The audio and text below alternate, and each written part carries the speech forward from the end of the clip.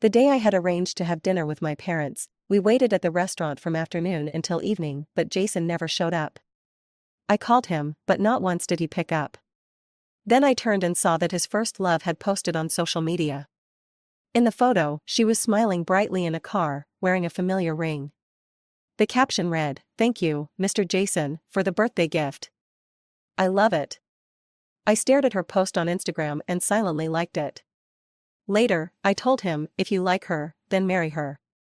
His eyes reddened slightly, his voice trembling, "You're my girlfriend." "Not anymore." That stopped the moment you gave her a ring instead of showing up that day. Before seeing Farah's post on Instagram, I was still trying to find excuses for his no-show. But now, the truth was right in front of me. I felt like I was suffocating, a sense of dying slowly. The ring she was wearing, I had seen it at home. It was tucked away in a corner of his wardrobe. At the time, I thought he finally had marriage plans, and I was eagerly waiting for that. I also thought that the dinner he arranged with my parents was to discuss marriage. But in the end, it was he who caused the gathering, and he who was the no-show. I looked at the photo she posted, my eyes stinging. It felt like something inside me was slowly collapsing. My mom noticed my change in mood and asked worriedly, "Is something wrong?" I forced a smile and said, "Let's not wait anymore. Let's eat." "Are you sure you don't want to wait a bit longer?" "No need. We won't be waiting anymore." I said it calmly and started eating. The food had long been served, but because we kept waiting for him, it had been reheated multiple times. Now that it was in front of me, it had lost the flavor it had when it was freshly made. My mom could sense something was off, but didn't ask further. My dad had already lost his patience. After a few bites, he took her and left. I grabbed my bag and left too, walking aimlessly down the street. It was already 10 at night, and the streets were almost empty. Even the traffic had visibly thinned out. At that moment, Jason's call came through. I ignored his call and took a taxi home. As soon as I entered the door, I heard his angry voice. "Where the hell have you been? Why are you coming back so late?" I froze for a moment, tightened my grip on my bag, and asked with a blank expression, "Do you remember what you promised me this morning?" This morning, when he left for work, I reminded him of our dinner plans, because I was afraid he'd forget. I wanted him to come early and make a good impression on my parents. He had smiled and said, "Of course, I won't forget. It's your parents we're meeting, such an important thing." Jason was stunned, a trace of guilt flashed in his eyes. He must have remembered what he had said earlier. He apologized, "Sorry, there were too many things at the company today. I forgot." He walked over to me, reaching out as if to hug me. I moved away, quietly avoiding him. But as he got closer, I could smell the faint scent of jasmine on him. It was the perfume Farah always wore. Jason's eyes flickered with surprise, as though he hadn't expected me to avoid him. "Are you angry?" I looked at him coldly and asked, "Did you really forget our plans today because of work? Are you doubting me?" His deep voice carried an undercurrent of displeasure. Seeing him like this, seemingly irritated, I suddenly felt like he was a stranger. Or perhaps, he had never shown me his real self before. I took a deep breath. "Let's break up, Jason." I've said his name countless times, but never once like I did just now, so calmly. Jason froze, his expression turning cold, his voice almost a growl. "What did you say?" We've always had a way of avoiding arguments, knowing when to stop and change the subject. Because fighting only hurts feelings. I didn't want to fight, but that didn't mean I could pretend forever. I said, "Let's break up. I'll give you your freedom." I thought this would be a dignified way to end things. There wouldn't be any messy scenes, no bitter resentments after we split. Jason didn't respond, his gaze lingering on my face for a long time. "You're going to make a fuss over something this small?" I met his gaze, silently walking to the bedroom. "You need to explain yourself. What exactly is this fuss about?" I ignored him and opened the wardrobe, pulling out all the clothes from the corner. Sure enough, the ring box he had hidden in that corner was gone. I pointed to the empty space, swallowing back the bitterness, and said, word by word, "Today, you were supposed to have dinner with my parents, but you spent the day with another woman, celebrating her birthday and giving her a meaningful ring. Jason, how do you expect me to feel?" I didn't intend to explain everything so clearly. But I didn't want to be labeled as unreasonable either. I might as well be straightforward. Jason wasn't concerned. He frowned and said coldly, "Not having dinner together today? I'll just arrange it again another time. As for the ring, it's just a piece of jewelry. Why are you so bothered about it? If you want one, I'll buy you a few more tomorrow." He always treated my issues as trivial. Because to him, anything that could be solved with money wasn't a big deal. I smirked sarcastically. No need for that. Give them to whoever likes them. I had already decided on breaking up by the time I came back. Continuing like this wasn't worth it. Jason couldn't understand my thoughts. He said coldly, "Once you've calmed down, we can talk." Without waiting for me to say anything, he turned and walked out the door. I stood there silently, the stillness around me making me uneasy. I thought he'd agree right away. But instead, he chose to run away from this breakup. I suddenly felt disgusted. If he still had someone else he couldn't let go of, why keep me hanging, making everyone uncomfortable? I took a moment to calm myself down. Breaking up isn't like confessing. It doesn't require both people's agreement. Once the words were out, I had no reason to stay any longer.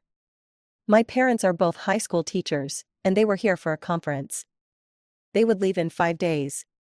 I didn't have anywhere to go, so I packed my things and moved to a hotel. When something is over, it should be over completely. Once I finished those tasks, I deleted all contact information for Jason. When I finally calmed down, I looked around at the unfamiliar environment and started thinking back to the past. I had been secretly in love with Jason for many years, but he never knew.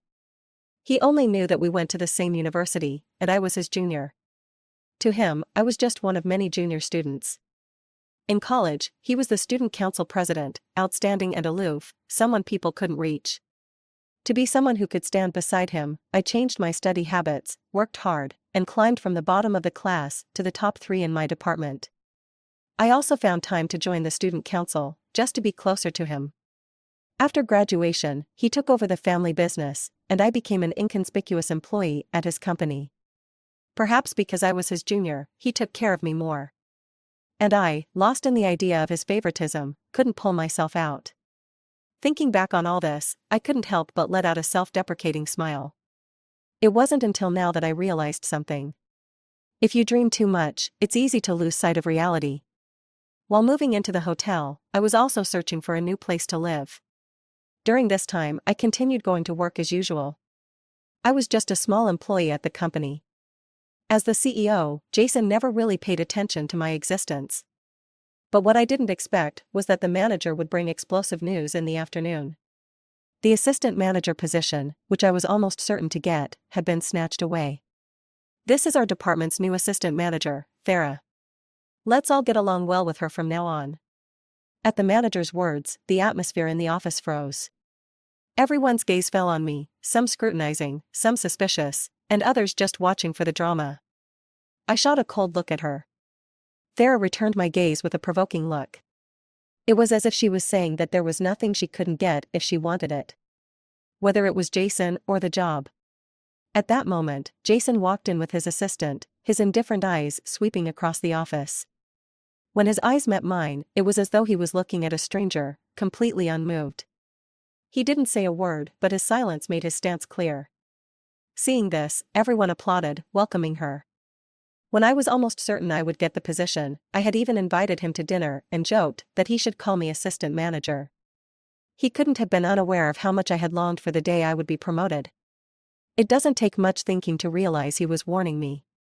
But what he didn't know was that the other company had already extended an olive branch to me a long time ago. And the job offer was permanent. Since I couldn't stay here any longer, I had to find another path. After the welcome, I immediately contacted the head of that company to explain my situation. I thought he would wait until my contract was over before recruiting me. But to my surprise, he offered to pay the penalty for breaking the contract and said I could start on Monday. I had been in the marketing department for 4 years, and many successful partnerships had been earned through my efforts in various business meetings. Therefore, I had access to a lot of resources. The other company saw this and was willing to pay a high price to recruit me. I didn't agree right away. Instead, I asked him for 2 days to think it over. I needed to plan my future carefully and couldn't make any blind decisions. When work ended that day, I was the first to pack up and leave. In the past, to be more efficient, I was always the last to leave. Some colleagues teased me, saying that since I didn't get promoted, I was just slacking off now. I smiled but didn't respond. What I didn't expect was that as soon as I stepped outside the company, I saw a car parked by the roadside. I pretended not to notice and walked toward the bus stop. Thera lowered the passenger side window and called out, "Isabel, come over, we're waiting for you." There were quite a few people from the company around, and they all turned to look at her when they heard her. Not wanting my colleagues to see, I walked over with a cold face. "Assistant manager, is there something you need?" At the mention of my title, she smiled. "This isn't the office, you can just call me by my name." Jason, sitting in the driver's seat, had an aloof expression, not sparing me a glance. His furrowed brow hinted at his impatience. "Get in the car, I'm starting my first day at work today, and I thought I'd invite you and Jason for a meal." "No need, I'm not hungry." I turned to leave. Jason shot me a cold glance. "Get in the car." I snorted coldly, ignoring him, and walked to the side of the road to hail a cab. Now that I was about to change jobs, I had to adjust my house search as well. Once in the cab, I started contacting real estate agents to help me look for a place. Until I found a suitable home, I'd have to make do with the hotel. After dinner, I went for a walk, hoping to find something nearby. But nothing ideal came up. After washing up and lying on the bed, I opened Instagram on my phone. I saw a post from Thera just 10 minutes ago. It was a photo of them having dinner at a restaurant. She didn't take a direct shot of Jason's face, but she did capture his hand with distinct knuckles. The watch on his wrist was very familiar to me. It was the first birthday gift I bought him with my first paycheck. The price didn't compare to his expensive collection of watches. But he said he liked it and often wore it. I used to think he genuinely liked that watch. Until last month, when I casually learned from his assistant that he wore it for convenience when dealing with certain special business partners. Because it was cheap and low-key. My gaze slowly drifted to her caption, "First day at work today, looking forward to working with you all." At the end of the caption was a bold flying kiss emoji. So romantic. I quietly tapped the like button and quickly removed her from my friend list. The next day, after getting ready for work, I opened my door and found a bouquet of bright roses on the floor. I frowned and kicked the flowers aside. When I looked up again, I met Jason's displeased gaze. He was dressed in a suit, his messy hair styled meticulously, and holding a takeaway breakfast in his hand. "You used to love roses, didn't you?" "But I don't like the ones you give me." I responded calmly, "How did you find me here?" He pursed his lips and said, "I found it by the address you used for your delivery orders." It reminded me that I had used his phone to order food before. He had teased me back then, calling it junk food. I gave him a cold glance and walked past him toward the elevator. Jason picked up the roses and followed me. "When are you moving back?" As the elevator doors were about to close, he impatiently asked. I stared at him coldly. "That's not my home anymore, why would I go back? Remember, we've broken up." "Are you angry because I gave the assistant manager position to Thera?" He stared at me intensely, his tone softening. "As long as you stop causing trouble, I'll promote you afterward. She's just in this position to gain experience, she won't stay long." Hearing that, I found it incredibly ironic. The position I had worked so hard for could be taken away with just a few words from someone else. It felt like all my efforts were a joke in his eyes. I met his gaze directly and spoke calmly, "No need. I don't want anything that's related to you anymore. I didn't want the position, I didn't want the ring. And I didn't want him." When Jason heard this, his face immediately darkened. Just then, the elevator reached the first floor. Ignoring his ugly expression, I walked out. When I arrived at the company, I saw Thera talking to Jason's assistant in the lobby. She smiled and greeted me when she saw me. "I heard you took the day off today. Are you feeling unwell?" As she spoke, she casually draped her bag over her arm. My eyes involuntarily landed on it, and I froze. It was the birthday gift Jason had said he'd get me last month. He was worried I wouldn't like it, so he asked me what I thought. Theron noticed my gaze and pretended to be coquettish. "This bag is from Jason. Isn't it nice? I was actually going to have him buy one for you too, but it's a limited edition, only 3 in the world. This is the last one." It was clear who was favored between the two of us. I gave a detached glance at the ring on her finger and the bag, and a faint smile tugged at my lips. "It's nice, really suits you. You two make a great match. I almost want to bring the wedding venue here so you can get married on the spot." Hearing my half-hearted compliment, Thera's smile almost faltered. "What are you even saying? You're Jason's girlfriend. Thanks to you, we just broke up. Your chance is here, make the most of it." I casually cheered her on, threw in a few perfunctory words, and headed upstairs. But because of this, I made up my mind, it was better to leave sooner rather than later. Out of sight, out of mind. That afternoon, I directly replied to the executive from the other company, clearly expressing my intent to join them. Now, all I had to do was prepare to report to my new company next Monday. Today was my parents' last day in a city. I had made a reservation at a restaurant to take them out for dinner. My mom even asked me, "Will Jason be joining us?" I shook my head. "We broke up. He won't be coming." Hearing that, my dad's tense expression finally eased. "It's good that you've come to your senses. You two were never on the same path. Forcing it would have led nowhere." His words were harsh, but true. When we first got together, both of our parents were against it. His parents thought our family was too ordinary, that we weren't a good match for them. It was only after my relentless efforts that I finally gained their approval. But I should have realized long ago, when someone truly loves you, they're willing to make an effort. Just like me, I didn't want to put him in a difficult position, so I went out of my way to win over his parents. But on my side, I had been fighting alone all along. I looked at my dad and promised seriously, "You're right. I won't make this kind of stupid mistake again." For once, our family set aside all other topics and simply enjoyed the meal. The next day, I personally saw my parents off. Word had already spread at my company that I was leaving. Since the CEO of my new company had personally negotiated my transition, there was no need for me to go back to Jason's company. So I arranged a meeting with a real estate agent to find a new place. Fortunately, this agent was reliable. I found a suitable apartment in just one day. It was close to my new company, only a 10-minute walk away. I was very satisfied. After signing the lease, I returned to my hotel to pack my things and move. I didn't expect that just as I finished packing and was about to order takeout, an old colleague called. She said, "Good thing you had the foresight to leave early. Otherwise, you'd be fuming right now." Confused, I asked why. She huffed indignantly, "That project you worked so hard to secure?" Thera snatched it. "Shameless. Just because she has someone backing her, she thinks she can do whatever she wants." Hearing that, I instantly recalled the project. I had originally felt a little guilty about leaving, thinking I should at least smooth things over for whoever took over. But after hearing this, I dismissed the idea completely. Whatever. If she wants it, she can have it. The client for that project was notoriously picky. With Thera's temperament, if no one was there to hold her hand, she'd have a hard time pulling it off. I chatted with my colleague for a while.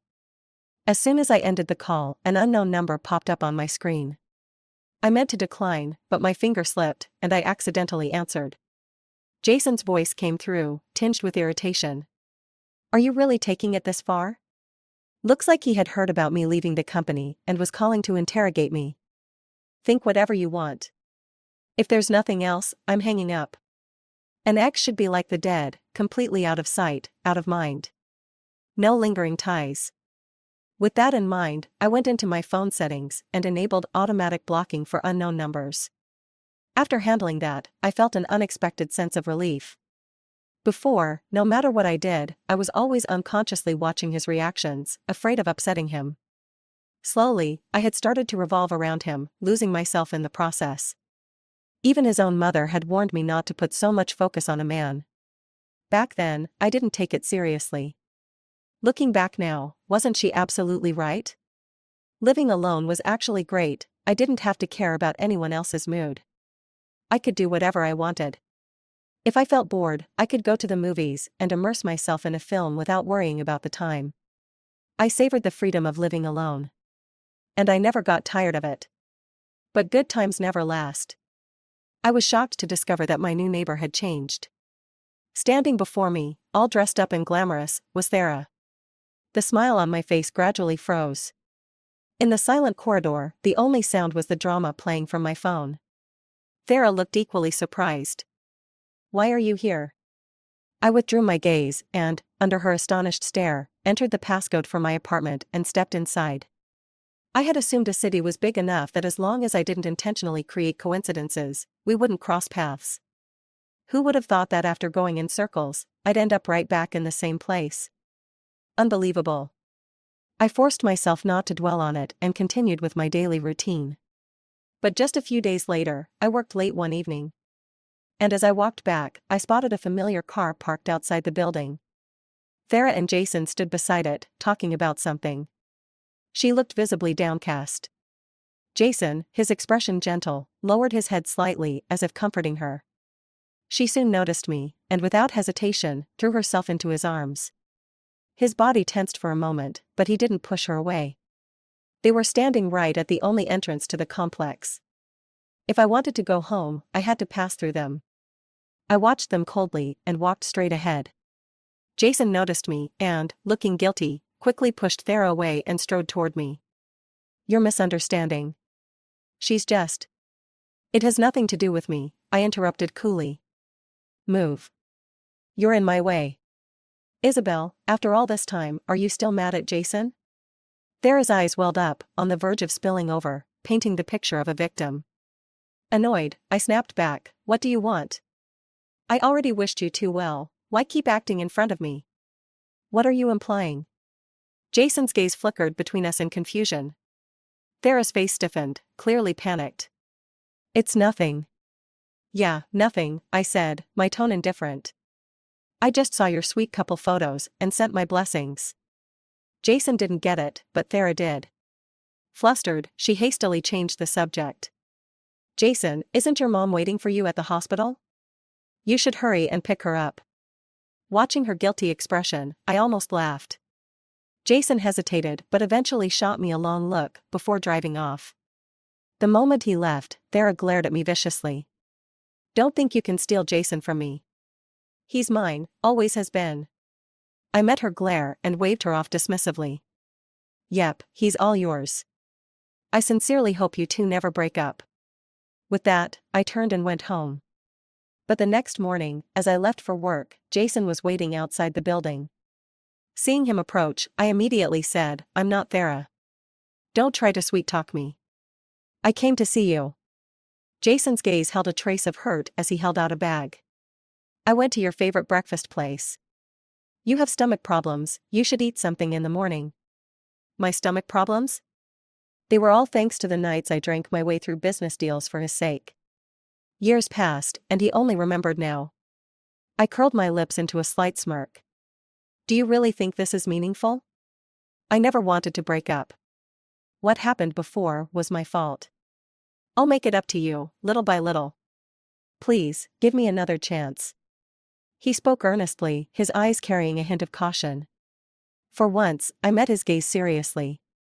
"Did you think about Thera when you said that? You dote on her unconditionally, yet you come to me acting all affectionate. Jason, what exactly are you thinking? Do you think you're an emperor, entitled to have both?" His face turned pale, and he stammered, "I only see Thera as a sister. There's nothing romantic between us." Disgust churned in my stomach. "Have you ever seen a brother give his sister a ring? Honestly, if you like her so much, why not just marry her?" His eyes reddened slightly, and his voice trembled. "But you're my girlfriend." "I'm not. The moment you gave her that ring after standing me up, I stopped being your girlfriend." I thought I had made myself clear, but I never expected to receive an afternoon tea delivery from him later that day. "Besides the drinks, there's also this." The delivery man carefully pulled a ring box from his pocket. It was the one I had seen in my closet before. "The guy who placed the order said it's for you." Realizing what was happening, I rejected it outright. The delivery man looked troubled. "This thing is really expensive." I was already nervous bringing it here. If you don't want it, please return it yourself. If it gets lost, I wouldn't be able to afford it even with 2 years' salary. As a fellow worker, I didn't want to make things hard for him. So, I took the ring box. But I didn't open it. I had no interest in keeping something that didn't belong to me. I originally planned to drop it off with Thera after work, only to find out she had moved away. The apartment across from mine was empty again. Left with no other choice, I had to add Jason back as a contact. As soon as he accepted my request, I got straight to the point, telling him to send someone to take the ring back. After all, I had worked at his company before, and many people there still knew me. If someone saw me returning the ring myself, who knows what kind of gossip would spread? Besides, it wouldn't be a good look if my current company caught wind of it either. But he simply said, "Didn't you like this ring? I made sure to get it back for you." Reading that message, my anger flared. He still didn't get it. I don't want it. Find someone to take it back immediately, or I'll throw it away. He didn't reply. Instead, I received a text from his mother, asking to meet the next day. The location was a cafe right across the street from my new company. I figured it wouldn't hurt to meet her, after all, I could return the ring to her just the same. So, I agreed. The next afternoon, I arrived at the cafe, unhurried. As soon as she saw me, she greeted me with a warm smile. "Come, I ordered your favorite coffee for you." I smiled back and thanked her, sitting down just as she got straight to the point. "I heard you've been talking about breaking up with Jason. Is that true?" "It's not just talk. I'm serious." I responded with a smile. Her expression faltered with disappointment. "I actually really like you. I was hoping you and Jason would stay together. I know what happened recently, and you're right to be upset. He was in the wrong. What he did was too disappointing. Breaking up was the only logical choice." She had hinted many times before, subtly urging Jason to get married, but he always dodged the topic, making it clear that he resisted the idea. She let out a heavy sigh. "It's our fault, really. We wasted 4 years of your time. That's why I chose to let go. Two people who don't fit shouldn't force it." With that, I pulled the ring box from my bag and placed it in front of her. "Please take this back. We'd broken up. It wouldn't be appropriate for me to keep it." Her expression flickered with a trace of hope. "He gave you a ring, that means he's finally considering marriage. Why don't you give it another try?" I smiled faintly and shook my head. He himself said the ring was just an ordinary piece of jewelry with no special meaning. Besides, I don't love him anymore. I was looking forward, and I had no intention of turning back. The glimmer of hope in Mrs. Zhao's eyes was instantly extinguished. She took the ring back and muttered, "All right then. A girl like you deserves better." Returning the ring lifted a weight off my chest. Like the delivery man had said, that ring was expensive. If it got lost, I wouldn't be able to afford it either. But that night, Jason sent me a voice message. He sounded drunk, murmuring, "Are you really not willing to give me even the slightest chance? Are you just going to throw away 4 years of our relationship? The one who gave up first wasn't me, it was you." I had no interest in arguing with a drunk. I simply left him with one final reminder. "Mr. Jason, I hope we can part on good terms. Let's both move forward and stop looking back." We were adults. And adults should take responsibility for their choices. They should also understand that not everything comes with a second chance. With no emotional entanglements holding me back, I poured all my focus into my work. The company president wanted to promote me, but my credentials weren't as strong as other candidates, so he hesitated. Eventually, he approached me directly. "Would you be willing to study abroad? The company will cover all expenses, but you'll need to sign a contract, no employment at other companies for the next 20 years. In short, they were securing me as their asset. They'd invest in my development, and in return, I'd generate value for them." "All right, I'll go. You don't want to discuss it with your family first?" I smiled. "They'll support my decision." "What about your boyfriend?" "I don't have a boyfriend." That ended the conversation. He simply told me to prepare for my departure. I informed my parents about it. Just as I expected, they were fully supportive. In my life, there was only one thing I had done that truly disappointed them. That was stubbornly choosing to be with Jason, losing myself in the process. Now that I had finally broken free, no one was happier than they were. With their encouragement, I began handling the necessary paperwork for my departure. But then, Jason found out about my decision to go abroad. Once again, he came looking for me.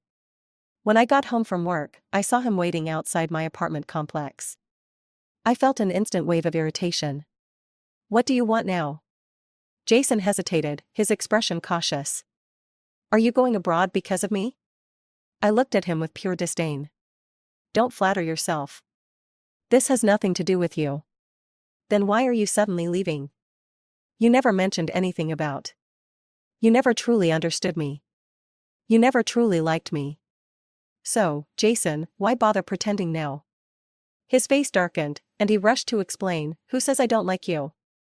Isabel, I know I hurt you before, but I was with you because I genuinely liked you." If he had said that years ago, I might have been touched. But now, it just felt laughable. "So what if you like me? Do I have to like you back? Jason, have some self-awareness. Stop bothering me." With that, I walked past him without a second thought and entered my apartment complex. I would be abroad for 3 years. Keeping my current rental would be a waste of money. So, I contacted my landlord and explained the situation. Fortunately, she was an understanding person and had no issues with it. My annual rent was changed to a monthly payment, which would end by the end of this month. When my former colleague heard that I was going abroad, she specially called to wish me well. We chatted for a bit before she inevitably started talking about office gossip. "The project you were working on fell through, as expected. Honestly, they only agreed to cooperate with us because of you. It was the company's fault for suddenly switching people at the last minute. When the clients raised concerns, that bitch Thera caused a huge scene, yelling at them for having no vision. It got so bad that they might have even blacklisted our company." Listening to her complaints, I leisurely sipped my fruit tea while watching a drama, completely relaxed.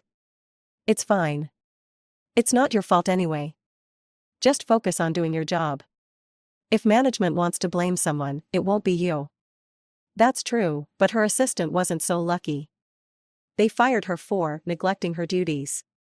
She was so furious that she immediately filed for labor arbitration. Who knows if she'll be able to clear her name?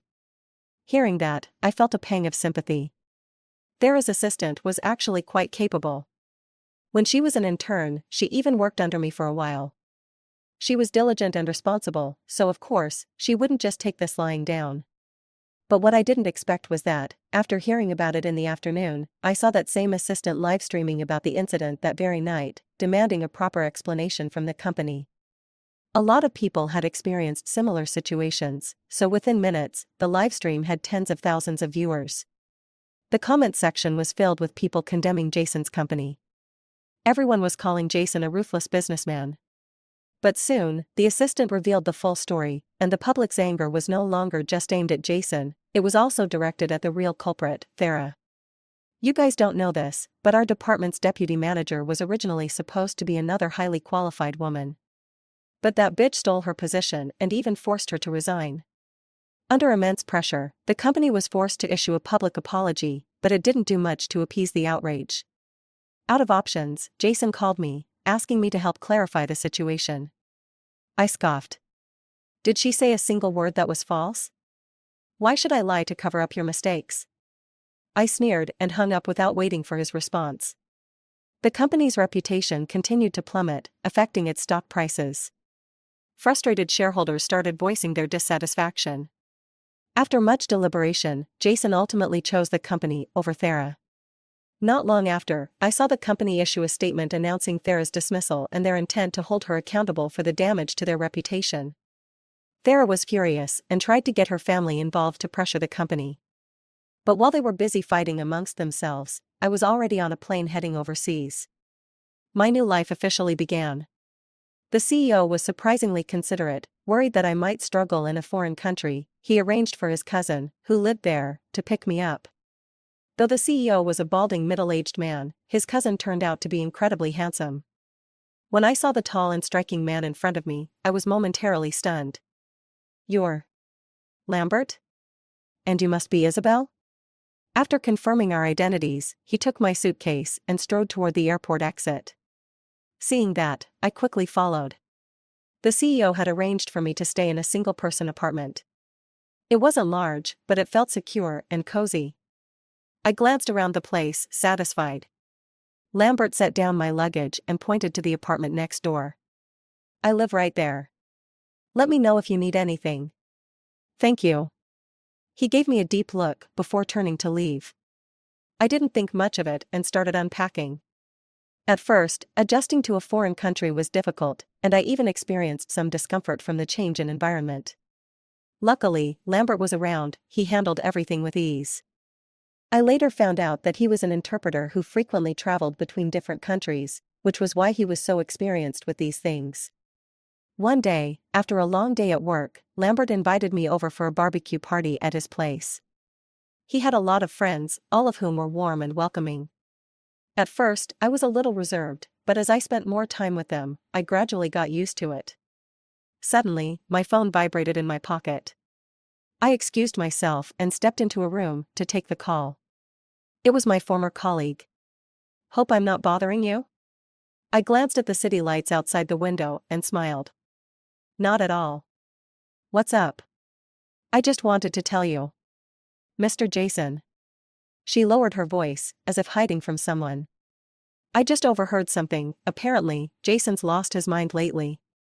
He's been wandering around a certain neighborhood, drunk, muttering someone's name. I wasn't going to mention it, but people found out that you used to live there, so now they're speculating that you had some kind of relationship with him.